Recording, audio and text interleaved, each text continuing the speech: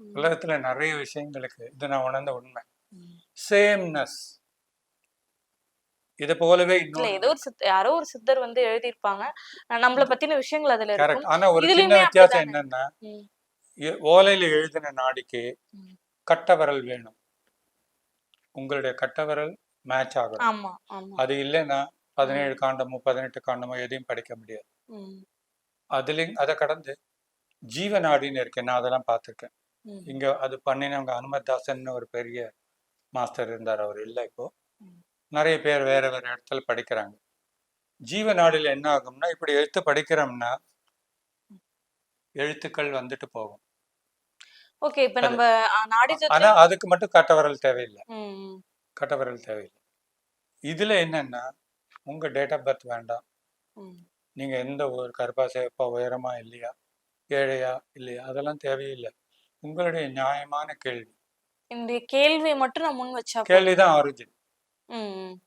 இப்ப நீங்க சொல்ற விஷயம் எனக்கு கரெக்ட்டா இருக்கு. நான் உங்கள உங்களுக்கு நம்பணும் அப்டின்னா, உங்களுக்கு நான் உங்கள தெரிஞ்சு பரீட்சை பண்றது ஆமா. அப்படிங்கிறது ரொம்ப நீங்க வழக்கம். பரீட்சை பண்ணீங்களா இல்லையாங்கிறது உங்களுக்கு தெரியும். ஆனா சில நேரங்கள் ஐச்சிங்ல வர்ற பதில் என்ன சொல்லுன்னா, கேட்ட கேள்விக்கு பதில் இருக்கும்.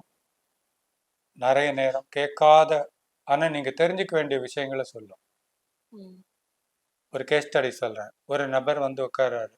சார், என் மிஸ்ஸஸ் டைவர்ஸ் ஃபைல் பண்ணிட்டாங்க சார். எனக்கு அது என்னன்னு தெரியணும். அண்ணா உட்காந்துருக்காரு. நான் எடுத்து படிக்கிறேன். Ask him to come later. அப்புறம் கொஞ்சம் காலம் கழிச்சு அவரை வர சொல்லி. பொதுவாக இந்த மனுஷன் என்ன நினச்சிக்கோ, ஏதோ காசுப்பட்டு திரும்ப வர சொல்கிறாங்க. உண்மை அது இல்லை.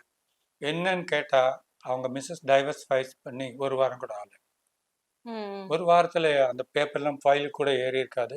ஸ்டேட்டஸ் யாருக்கும் தெரிஞ்சுக்க முடியாது. So he has to wait.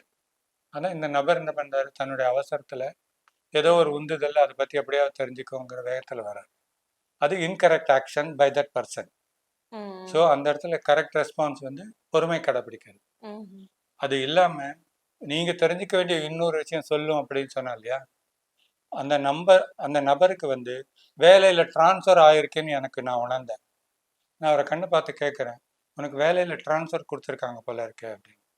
ஆமாம் அப்படிங்கிறார். எனக்கு எப்படி தெரியும்னா, ask him to go to south. அந்த பரீல் ஒன் ஆஃப் த லைன்ஸ். ம். அப்போ அவர் சொல்றாரு, எனக்கு திருவனந்தபுரம் வந்து ட்ரான்ஸ்ஃபர் பண்ணிட்டாங்க. நான் வந்து வேலையை ட்ரான்ஸ்ஃபரை ஒத்துக்காமல் போக்கு காட்டின்னு இங்கேயே இருக்கேன். சரி, அந்த நபருக்கு இப்போ ம். ட்ரான்ஸ்ஃபர் உண்டாயிருக்கு, அதை அவர் ஒத்துக்காமல் தெரிஞ்சுன்னு இருக்காருங்கிறது அவருக்கு மட்டும்தான் தெரியும்.